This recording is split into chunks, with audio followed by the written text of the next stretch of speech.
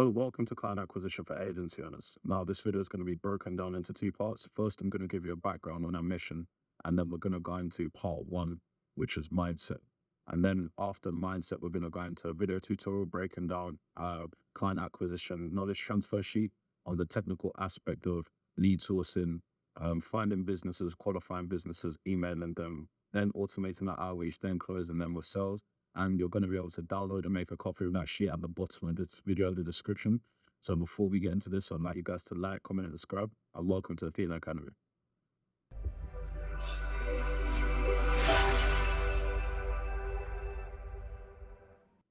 So if you go through YouTube and have a look, you will literally see a lot of surface level information about building your agency and client acquisition, where the YouTubers are saying a whole lot of nothing, basically not giving you any nitty gritty technical information. Okay, cool. So this is how you get from point A to point B.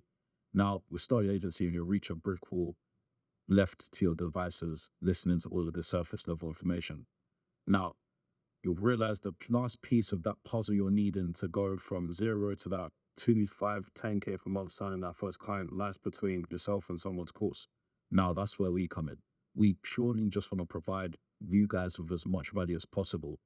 And like people who were in the same position as myself a couple of years back are scrambling YouTube, not able to find anything.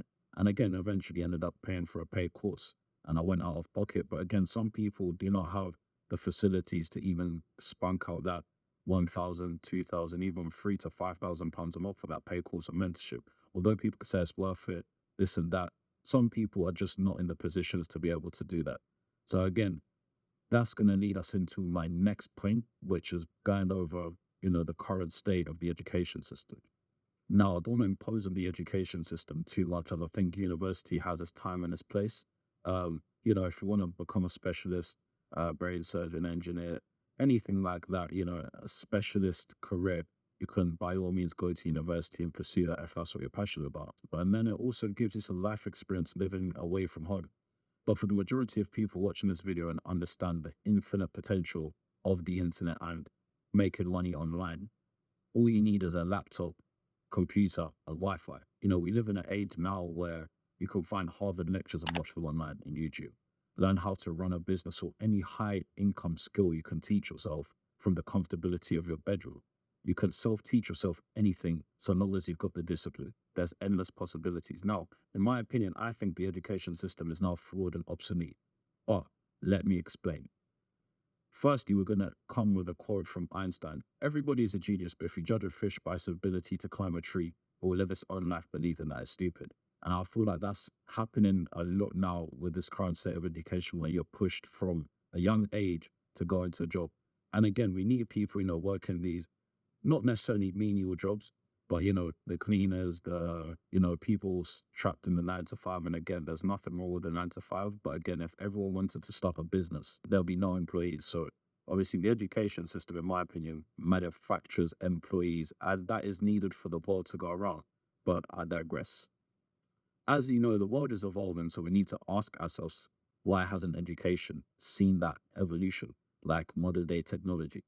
Now, let's break that down and go back a couple of decades and look at what education used to look like. And let's look at the now. Take a modern day car. Look at a Tesla. It's literally a self-driving car. And then look at cars now and then cars back then. That evolution. Let's take a smartphone. Back then, smartphones didn't even exist. People were using phones on the walls. Now let's look at the smartphones now, which is basically a mini computer we carry in our pockets on a daily basis. Let's keep asking ourselves these questions. What has actually changed in the past decades, even centuries? Nothing. So are schools preparing us for the future or preparing us for the past? It's funny, the man who even invented standardized testing, Frederick J. Kelly, literally said these tests are too crude to be used and should be abandoned. Now, to summarize what I'm getting at, there's a big difference between education and school. Education and knowledge sharpens the most powerful asset we have in our toolkit as individuals, which is our brain. And it's important for us to never stop learning as a collective and evolve, otherwise we will literally get left behind. Now, with that being said, that leads us onto the focus 3, mindset, sales, and service delivery. So we're going to basically cover mindset a bit and then cover a bit of service delivery. Again, I'm not going to give you guys everything as it just be the service to the people who pay me for mentorship, but I am going to link a sheet below, which is going to help you guys on the mindset aspect of things and start planning, your route from 0 to 5K or 0 to 10K a month. Now, the first concept I want you guys to understand is that long-term consistency and discipline beats short-term intensity every day of the week. Now, let me tell you what separates the successes from the failures.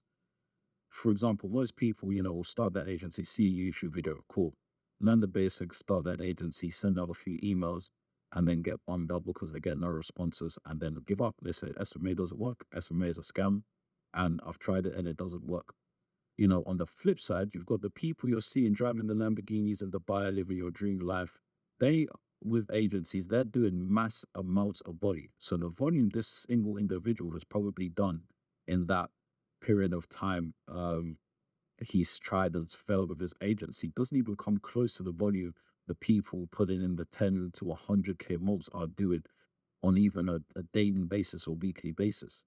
Now, let's just break down some numbers, right? Let's say if you contact 10 people a day for 5 days of the week, you can have the weekend. 50 businesses a week, that's 200 businesses a month. Quarterly, 3 monthly, that is 600 businesses. Now, I would just want you guys to try and close 1% of that 600. That leaves us with 6. Now, we've got a good enough offer. We can charge them £2,000 a month, them 6 individuals. Now, you just go from 0 to 12K a month just from being consistent. Right. So going on to the second part of this video, I want you to keep these principles at the back of your mind because these are going to be the basic fundamentals we are going to keep constantly falling back to when building our agency. Outreach is the main driver, which is going to put money in your pocket. It's going to get you meetings booked, which is going to allow you to scale. So like I say, an agency is 80% mindset and 20% tactics. So with that being in mind, let's go into the second part of the video. Okay, cool. Now we've bit of change of scenery. We're now going to go through the technical aspect of client acquisition. So this sheet is going to be in the description of the video, and this sheet just basically covers the A to Z, from lead sourcing to sales calls to email outreach, basically everything you're going to need to go from A to B to sign your client and get meetings booked. So now we're going to start with some tools that we use. So the first one is Snov, which is just basically an email finder. Second one is the Facebook Pixel Helper, which is literally just a Chrome extension, as we can see here. Which basically helps us with a pain point when we're reaching out to prospective businesses. So it can be a case of their website's great, they're running ads, but they haven't got a pixel installed. So you can just push on that pain point a bit. You're running ads, you're sort of on the same, on the right trajectory, but you're leaving a bit of money on the table because you're not running retargeting ads, you haven't got a pixel installed type thing. So then the next one is Lemlist and or Mailshake, which is just basically going to remove a lot of the legwork when it comes to sending out emails. It automates the whole process. So all you need to do is export as a CSV from Excel or Google Sheets, slap it into Lemlist, and then set up the timings you want with your emails getting sent out, and it completely automates that aspect. Obviously, Calendly for them to book in a meeting with you. G Suite main domain and a burner domain, so that to warm up, to keep your main email warm. We just use the burner domain when we're doing mass outreach, so that we don't go to spam. And then LinkedIn email finder if that's where your prospective business owners are. So now let's just start with finding businesses. Obviously, our agency specializes in domiciliary healthcare. We're very niche. It's a niche in a niche. So we have a certain way we find our clients. We normally use home care directories like homecare.co.uk, such as this. But again, there are you can use D7 Lead Finder, which is very, very good. Obviously, we do not use this, but again, you can create an account. I believe it's about £35 a month, and you can use D7 Lead Finder, find all of the care agencies you'd like, realtors, dentists, whatever. If it's anything local business lead generation, you shouldn't have too much of an issue. Same thing with Apollo.io. Again, you have filters here. You can literally fill out, okay, so cool, we want a director, our locations, United Kingdom, and our industry is hospital and healthcare. We've got all of the business owners here in healthcare. we can have a look here. So we'll just use one as an example, right? We'll use Hallmark Care. So we can see here the number, save company. So what we're going to do is we're going to quickly go to their website and have a look what's going on here. So we can see they're running ads already. And let's just check if they've got a pixel installed as well. So again, if we can't pull their information from Apollo, we can use Snov. I'm not sure if we're logged in. We're not logged in, but as you can see, we can see all of their details. Let's see if we can pull their details from... Okay, so we've got the director here. So let's pull the director's details. Let's see if we can get their email. Okay, cool. We've just got their email there. Let's copy that. So now, cool. Now, what we do, we go to our leads sheet and we put their first name in. Video. Hallmark Care. And then their email. And rinse and repeat the process. Now, for the sake of this, we're going to just use this as an example. So we scroll down here. So again, let's just act as if we're going to send an email manually. Obviously, like I've said, which I'm not going to go into in this video, you can just use lemlist and export here as a CSV. I'm not sure where it is yet. Download, comma, separated value, and literally just drag it into lemlist. And again, if you want to personalize your email, so if we do research on them, I can see Hallmark Care has 22 care homes. Congratulations on being one of the biggest home care providers in X area or the UK. You can do a personalized first line if you really want. Again, I don't think it's too much of a deal breaker. But again, if you want to increase your open rate, you can add stuff like personalized first line. So now we go to our email. Again, this is not how we're going to do it, but just for the sake of the video.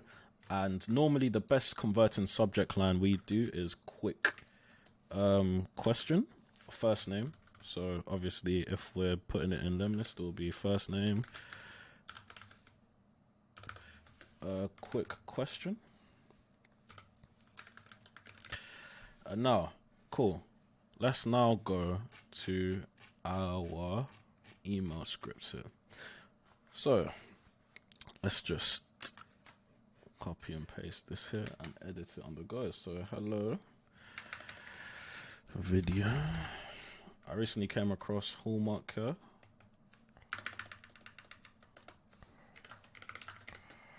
Hallmark Care whilst doing some research, and obviously we can personalize this. So let's see.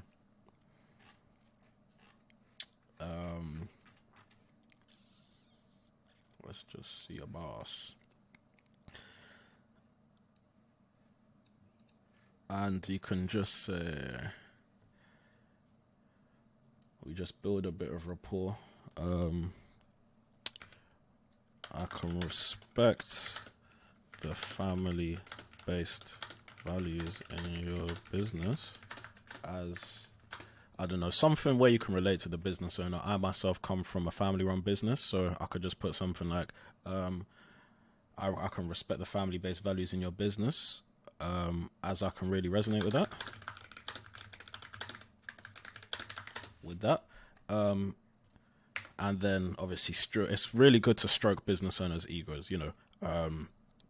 And then you can just add, alongside that, I can see you're one of the biggest home care owners in the UK.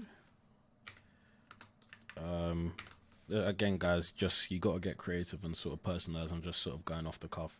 Home care owners in the UK, or one of the biggest award-winning home care owners in the UK. You know, congrats. Or I don't know, you can put something like your success is outstanding, something like that. You just, again, improvise.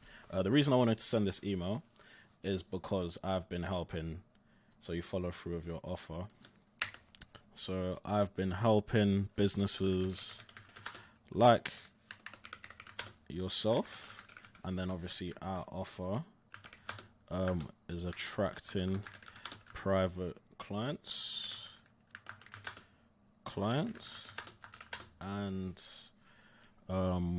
growing your and attracting private clients and caregivers. After a quick look over your website and socials are, again, especially because you find a pain point. Again, this isn't really a good example as everything is in-house.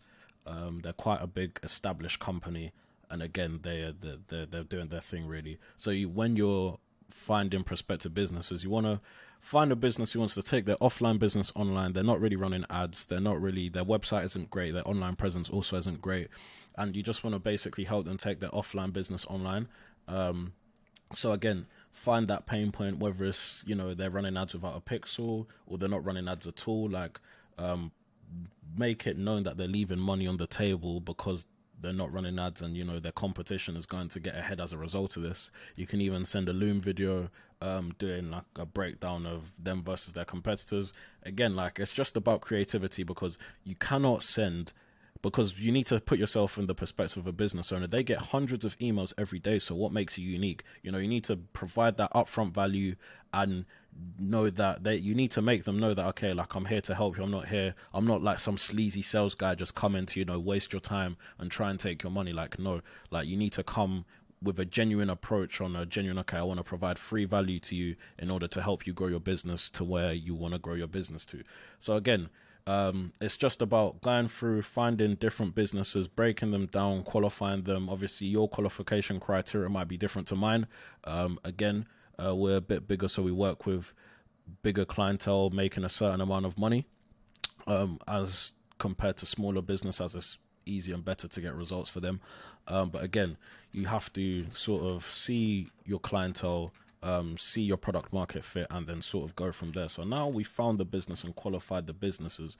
We provide an outreach tracking sheet here, which you use. You can store leads, track your calls, track all of, like, basically all your metrics when it comes to outreach, to see where your shortfalls are, because that's one of the most important things when it comes to outreach. You have to keep tracking, monitoring and optimizing to see where, okay, what can I do better? What can I change? So now, let's just say you've sent out emails. Now you've got a call booked in. Now where do you go? So I always say to people, if they've accepted to get on a sales call with you, you're honestly halfway there, closing them, because again, these are very busy people running multi-million-pound businesses 90% of the time, and they're just very busy. So if they've taken the time out of their day to get on a call with you, it means they're somewhat interested. You know what I mean? They're either sold already and they just want to see what you have to offer, or they're intrigued at least and it's giving you a chance in order to close them. So now, be confident in what you're saying, be confident in what you're selling, because at the end of the day, how are you going to convince a complete stranger to part ways with thousands of pounds on a monthly basis if they don't trust you and if you're not confident in what you're selling? You know what I mean? When you're moving all half-hearted, you haven't memorized your pitch off by heart, and you're just not confident in what you're selling, they're not going to be too impressed. You know what I mean? So they've given you an opportunity, and how can you not be confident in what you're selling? So now, before I hop on a sales call with someone, I normally do research on my client, right? So you can go to the likes of Companies House. This is all public information, by the way. You can go to Companies House, see how much they're doing roughly. Let's just see. So we can go to Companies House, find the director, see how much they're doing. Again, they're franchise. They've got a few franchises, so you just find the correct. Let's go back and have a look. Hallmark Care Homes, yeah. So they've got plenty of franchises, right? So you try to find the franchisee of obviously the business you're after. Look at their company accounts, see what the ballpark they're at, the kind of budget you're going to be working with, because we're going to have a complete qualification process on the sales call where you basically get them to qualify themselves. So we want to do some research, because the main thing I've learned is that it's very disrespectful not to do research on one of the business owners you're sitting down with. So doing research on them is very, very important. And then in the beginning, you just want to introduce yourself, build rapport, and just break the ice. Like, how's your day? Obviously, the pandemic is over, but back then, how was the pandemic? Just general small talk, crack some jokes, try to find some commonalities and some common grounds. Don't be too tense. Don't be a robot, because at the end of the day, they're human, you're both business owners. Just give them a bit of background into your life, what you've been doing today. Just loosen up. Because the last thing you want to do is come across as a sleazy salesman, because first impressions last. You're not making a good first impression.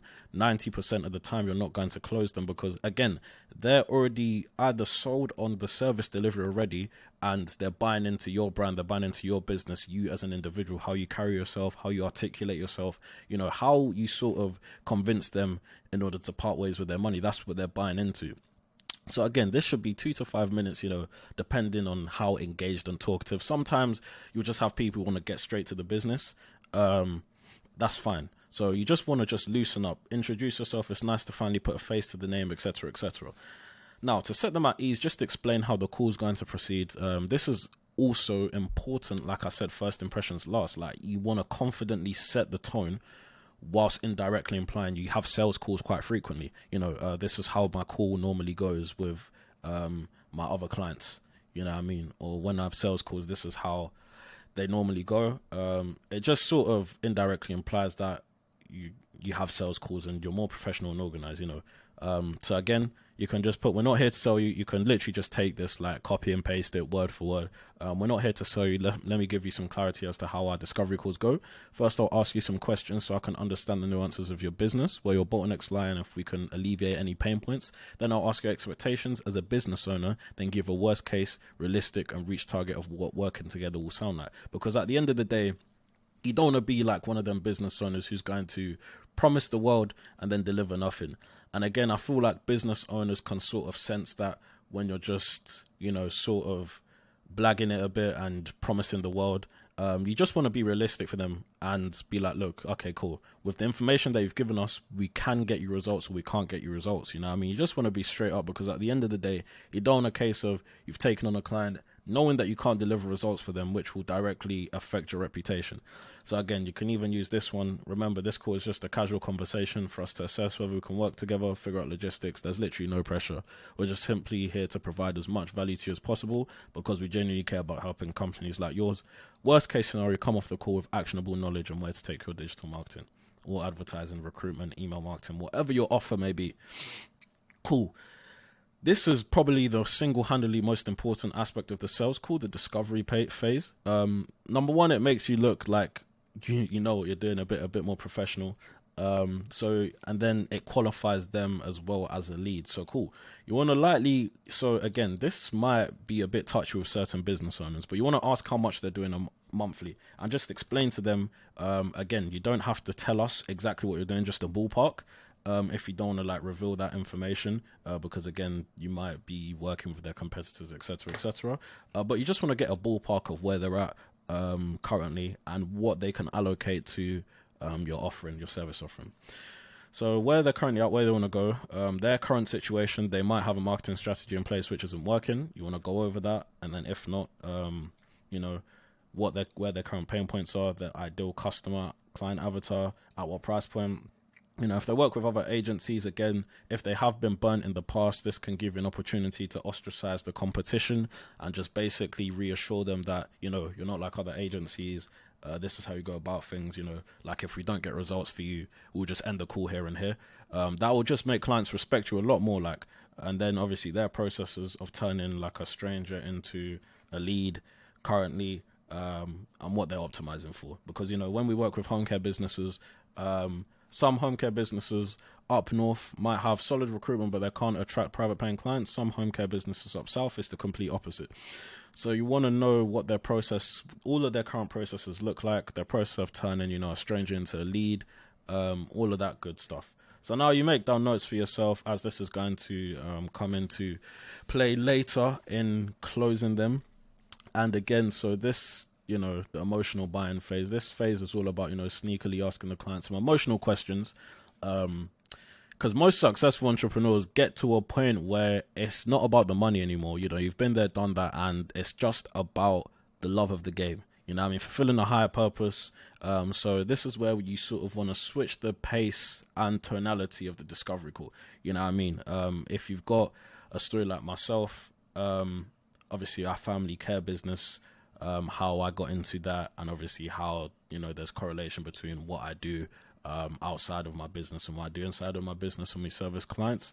Again, I just switch back the pace and tonality, stroke their ego a little bit. You know, you can resonate with them. Okay, cool. I understand how hard it is building a business in X industry. That's why we've come in, because we have a genuine love of the game. It satisfies us. The same satisfaction, you know, they might get from servicing their clients is the same satisfaction we get from getting them good results and helping them grow their business and make more money.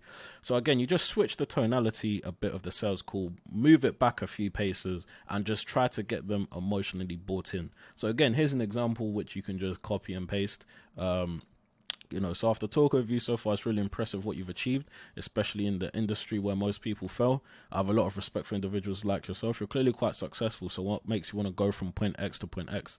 And don't say it's because, you know, they want to make more money. Like, what's the real reason behind that? Because again, a lot of business owners are in it for the long run because they've just got a love of the game. Like, most businesses have made enough money that they can retire.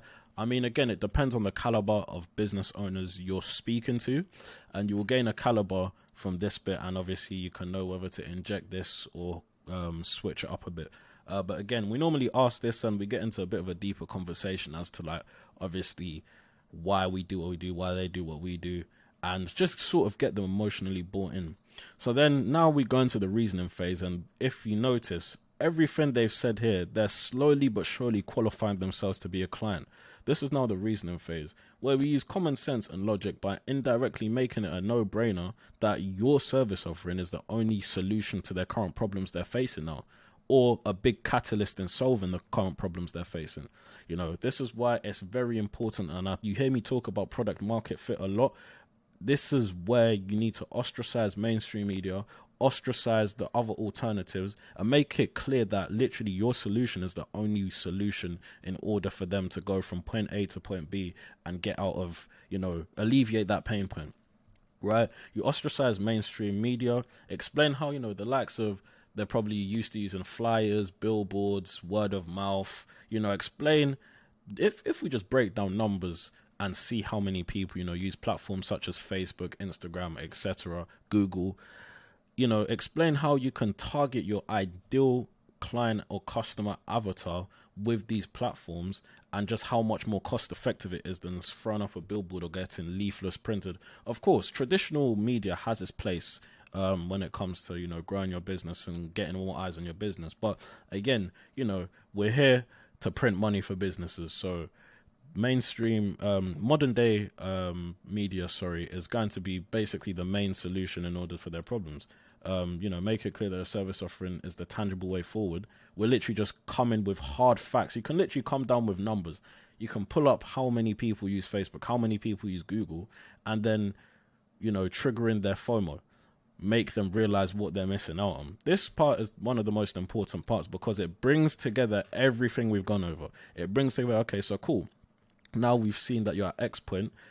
Would you agree that, you know, this point is this solution is the solution to, you know, take your business to point A to point B, and that's how you're going to achieve your goal?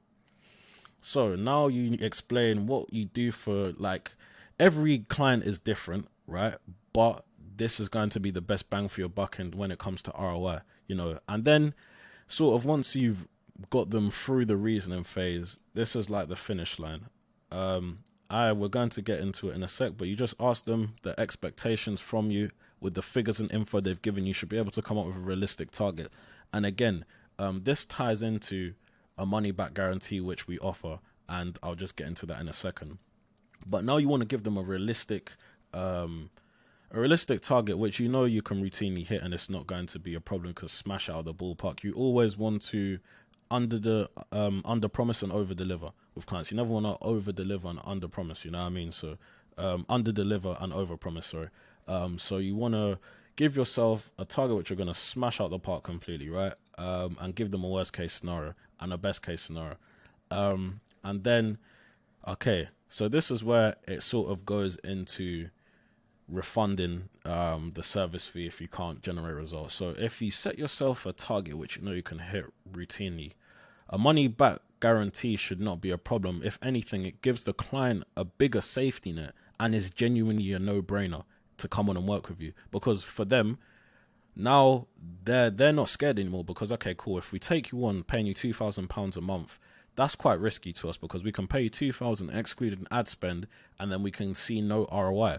But if we pay you £2,000 a month, but then if you guys don't deliver, we get our money back, what is the risk? Like, what is stopping them? Realistically, like, there is no downsides. They only gain. You know what I mean? So we're just going to quickly move on to culture fit and come back to that.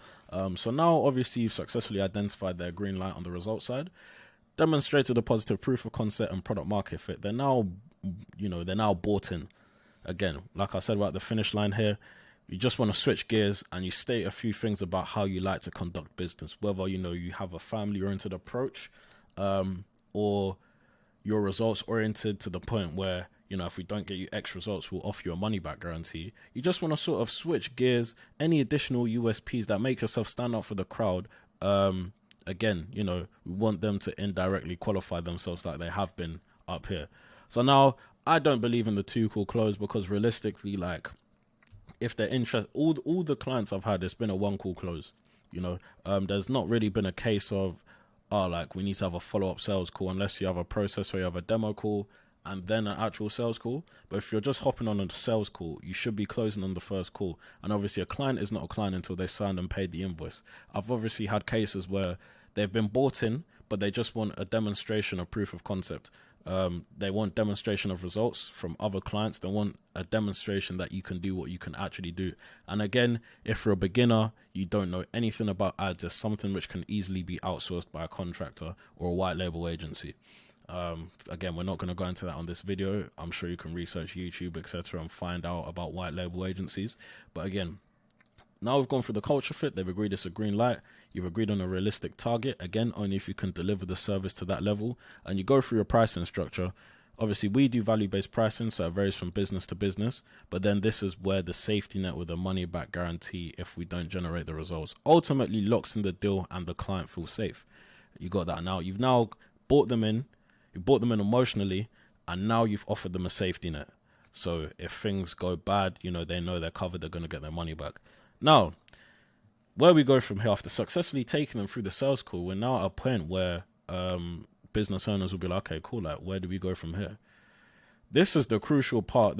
So they can say a few things. They'll say, where do we go from here? Okay, how much is it going to cost? Now, this is a crucial part, as, we're trying to convince them to part ways with their money exchange for your revenue-driven service. If they haven't been sold already, this is how I personally do it. So obviously you come up with okay, so cool, it's going to cost X amount a month, but you're covered. We hedge that risk for you with the money back guarantee. They can feel safe as a client and they know they're going to get results. And if we don't get results, they're going to get their money back. They feel safe. So normally after that, they'll be like, if there's any objections, one of the common objections is that, okay, cool, I need to discuss with my business partner. If you record your meetings, which realistically you should be, you can just be like, we've recorded the meeting, and you can just send a copy to your business partner. There are other objections, which obviously I'm not going to go into too in depth in the video, as it'd be a disservice to, the people who actually pay for coaching and mentorship and are a part of our community. But again, it's really, it's simple, when it comes to objection handling. And again, if you research out there, I'm sure you'll be able to find a thing or two on sales. So again, like I said before, the client isn't a client until they've signed that invoice and paid that invoice. I have them pay the invoice on the call, if not on the call within a couple of days of having that call. And obviously you've verbally agreed to work together. So now, again, so where we go from here. So obviously you get the payment on the call, like ASAP, if not a couple of days, a week max after the sales call. And then obviously you should have your automated onboarding process. And again, if you guys want a video on that, I can record a video on how to onboard clients. And then obviously you schedule your strategy call. So this is going to be a call where you sit down with your white label agency or your contractor, discussing strategy, solution, and how you're going to get them their desired result. And then you get their ads up and running. So again, you knock objections, you touch on a pain point, explain the problem with a pain point, show them case studies, and you get the call booked in. Once you get the call booked in, you follow this framework we've just gone through here. You know, it's very simple. Again, you can copy and paste this sheet. It's going to be in the description. You know, again, it's all about consistency, guys. Don't get caught up in the tactics. Focus on the principles. Like, stop looking for the easy way out, because there is no easy way out. There's just hard work and focus, you know, to get that 5 to 10K per month mark. And then all of this whole outreach, lead sourcing stuff, you can literally just outsource that to a VA. You know, focus on consistently, and inevitably you'll see the results. Like I said before, 600 emails, 1% of that, that's all you need to focus on closing, charging them between 1.5 to 2.5 thousand pounds a month. You know, create a plan, and just remember that long-term consistency beats short-term intensity every day of the week. You know, there's no golden outreach method, the best outreach method in 2023. All methods of outreach work. It's just about volume and consistency. Cold calling, email outreach, LinkedIn messages, Instagram DMs, whatever you have it, it works. You know, you just need to stick at it, and then, you know, yeah, you'll see the results. So again, I'll keep this, you know, in the description. And this is basically the framework on how to acquire clients. And if you've got any questions, just leave a comment down below, or you can message me on Discord or Instagram. Everything will be in the description. So yeah, if there's anything more you want me to cover, just let me know. And yeah, that's it really.